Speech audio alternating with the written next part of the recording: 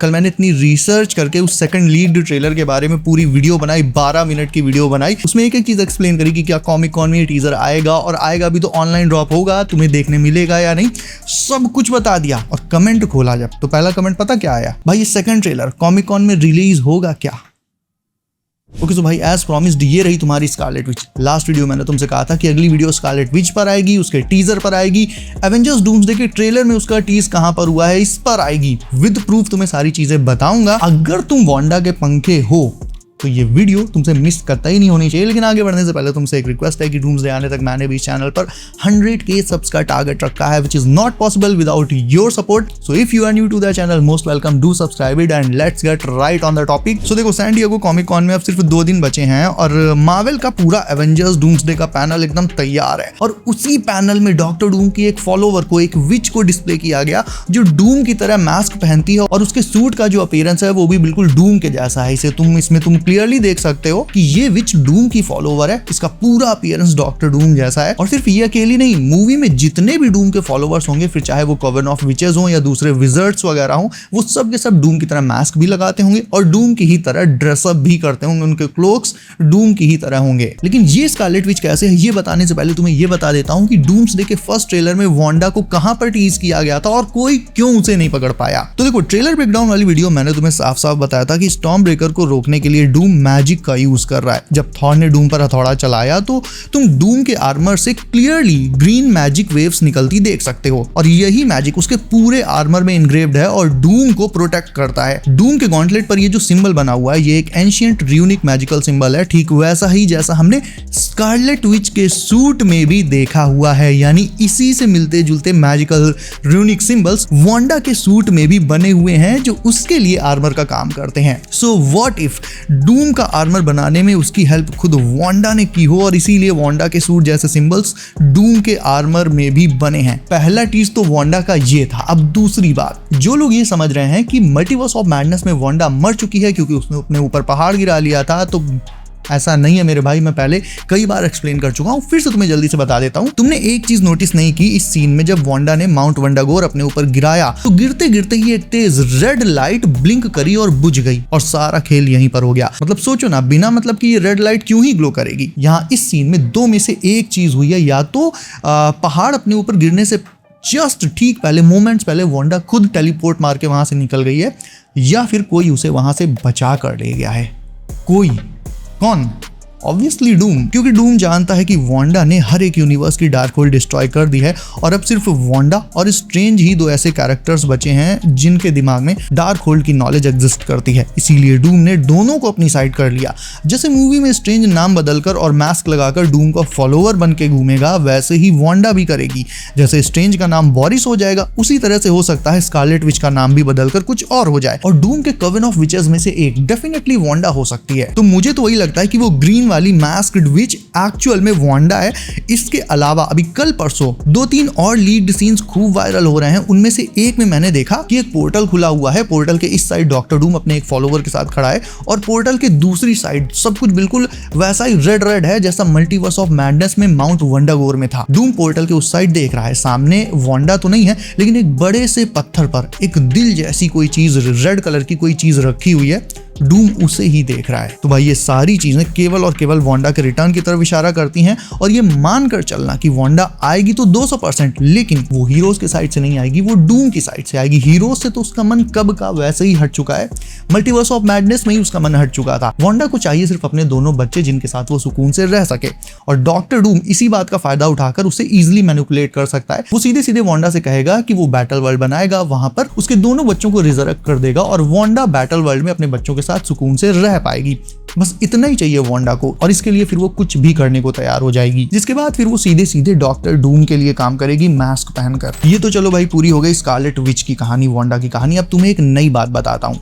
Fantastic four first steps के post credit scene में ये जो बंदा जिसे हम लोग अभी तक डॉक्टर डूम समझ रहे थे, हम लोग मतलब I am including my self, मैं भी अभी तक इसे डूम समझ रहा था, लेकिन जिस दिन पहला ट्रेलर ड्रॉप हुआ उसके पहले जो डूम के कुछ इमेजेस वगैरह आई थी, सूट कहीं से मैच नहीं कर रहा था, मास्क कहीं से मैच नहीं कर रहा था। मुझे तभी डाउट होने लगा था कि ये डॉक्टर डूम ही है कि कोई और है। और सच में कोई और ही है ये है डॉक्टर स्ट्रेंज, क्योंकि इसका मास्क भी आज जो मैंने तुम्हें विच वाला मास्क दिखाया है उसके साथ मैच कर रहा है और सूट भी वैसा ही है। डूम से इसका कहीं दूर दूर तक कोई मैच नहीं हो रहा है। यानी डूम ने अपने सारे फॉलोअर्स को अलग अलग काम पर लगा रखा है, इंक्लूडिंग स्ट्रेंज, और स्ट्रेंज को उसने भेजा है या तो फ्रैंकलिन को किडनैप करने या फिर फैंटास्टिक फोर वगैरह से मिलने। और यही रीजन है कि फ्रैंकलिन स्ट्रेंज का चेहरा देखकर डरा ही नहीं, क्योंकि उसका चेहरा बिल्कुल ठीक है, नॉर्मल है। वरना खुद सोचो यार, उस बच्चे के पास सुपर पावर्स हैं, लेकिन कितनी भी सुपर पावर्स हो, है तो वो बच्चा ही ना। अगर वो डॉक्टर डूम का डिसफिगर्ड चेहरा देख लेगा तो तुरंत छुले से मुंह देगा, लेकिन ऐसा कुछ नहीं हुआ है, बल्कि इसका उल्टा हो रहा है। फ्रैंकलिन उल्टा उसके चेहरे को छू रहा है। दैट मीन्स वो doctor Doom, Victor von Doom है ही नहीं, वो कोई और ही है। और इसे डूम ने भेजा है बैटिंग से पहले पिच चेक करने के लिए, और ये डेफिनेटली स्ट्रेंज ही है, क्योंकि इतना इंपॉर्टेंट टास्क डूम किसी ऐसे वैसे को नहीं देगा। वो अपने भरोसेमंद राइट हैंड को देगा, जो कि है बॉरिस एके स्ट्रेंज, एंड वही आगे चलकर सीक्रेट वॉर्स में बैटल वर्ल्ड बनने के बाद शेरिफ स्ट्रेंज बनेगा, जो कि बैटल वर्ल्ड में गॉड एम्पायर डूम के बाद उसका सेकंड इन कमांड होगा। उसके मुंह से निकले वर्ड्स सीधे सीधे डूम के वर्ड्स माने जाएंगे। Army of Thors, doom bots, इन सब की कमांड भी सीधे सीधे शेरिफ स्ट्रेंज के हाथों में ही होगी। इसके अलावा एक और सीन लीक हुआ है, वो मैं तुम्हें दिखा तो नहीं सकता, लेकिन तुम्हें बता सकता हूं कि उसमें एक स्पेसशिप में सैम विल्सन, येलेना और कौन था, रीड रिचर्ड्स और हाँ शैंग ची, ये सब के सब बैठे हुए हैं और शिप मतलब शायद शिप में ट्रैवल कर रहे हैं या शिप को स्टार्ट कर रहे हैं, और इनके पीछे वैसा ही मास्क लगा है एक और बंदा खड़ा है। यानी मैंने तुमसे ये जो बात बोली थी कि डूम ने अपने जासूस हीरोज के बीच में पहले से ही डिप्लॉय कर दिए हैं, ये 200% सच है। उसके जासूस हीरोज के बीच में रहेंगे, उनके सारे प्लान्स डूम को पहले से ही बताते रहेंगे, और हीरोज इससे पहले कि कुछ कर पाए, डूम 4 कदम आगे पहले ही उनसे प्लान करके रखेगा। उनके हर प्लान का तोड़ डूम पहले ही निकाल लेगा। इसीलिए डूम्स डे में डूम को हरा पाना एक तरह से इम्पॉसिबल है। इसीलिए तो डॉक्टर डूम किसी अल्टरनेट यूनिवर्स से एक फेक स्टीव रॉजर्स को पकड़ लाया और उसे स्टीव रॉजर्स बनाकर थॉर के सामने पेश कर दिया, क्योंकि वो जानता है कि हीरोज स्टीव से ज्यादा ट्रस्ट किसी के चेहरे पर नहीं कर सकते। और देखो, स्टीव ने थॉर का भरोसा जीत लिया। तो हाँ भाई, मूवी ट्विस्ट एंड टर्न से भरी पड़ी है। और अब तुम्हें एक चीज ऐसी बता देता हूं